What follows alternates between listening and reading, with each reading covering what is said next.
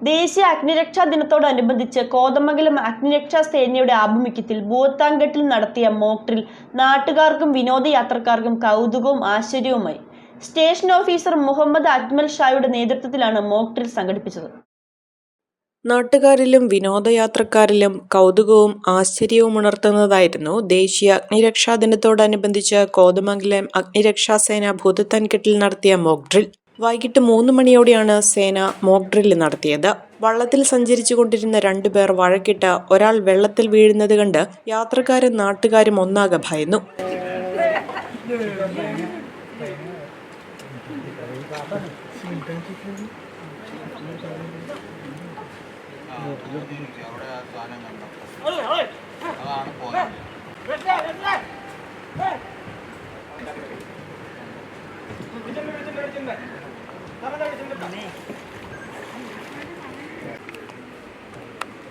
പെട്ടെന്ന് തന്നെ കോതമംഗലം അഗ്നിരക്ഷാസേന സ്ഥലത്തെത്തി.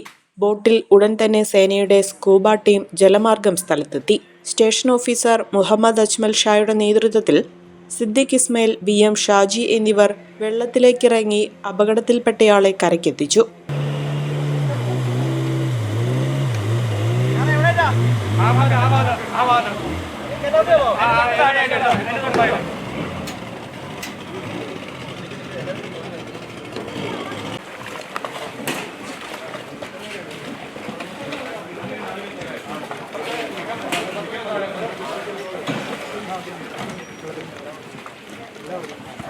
അണ്ടർ വാട്ടർ കമ്മ്യൂണിക്കേഷൻ സിസ്റ്റം ഉപയോഗിച്ച് കരയിൽ നിന്ന് സേനാംഗങ്ങളും വെള്ളത്തിനടിയിലേക്ക് മുങ്ങിയ മുങ്ങൽ വിദഗ്ധരും ആശയവിനിമയം നടത്തുന്ന കാഴ്ച നാട്ടുകാർക്കും വിനോദസഞ്ചാരികൾക്കും ഒരുപോലെ പുതുമ സമ്മാനിച്ചു. ഈ പരിപാടി ഇവിടെ സംഘടിപ്പിച്ചത് ജനങ്ങളെ ബോധവൽക്കരിക്കുന്നതിനും അഗ്നിരക്ഷാസേനയുടെ ആധുനികവൽക്കരിക്കപ്പെട്ട പുതിയ മുഖം പരിചയപ്പെടുത്തുന്നതിനുമാണെന്ന് സ്റ്റേഷൻ ഓഫീസർ മുഹമ്മദ് അജ്മൽ പറഞ്ഞു. ഇന്ന് 82ാമത് ദേശീയ അഗ്നിരക്ഷാ സേവന ദിനമാണ്. അപ്പോൾ ഇന്ന് ഈ ദിവസം ആചരിക്കുന്നതിൻ്റെ ഭാഗമായിട്ട് രാവിലെ കോതമംഗലം അഗ്നിരക്ഷാ നിലയത്തിൽ ഒരു റോഡ് ഷോ സംഘടിപ്പിച്ചിട്ടുണ്ടായിരുന്നു.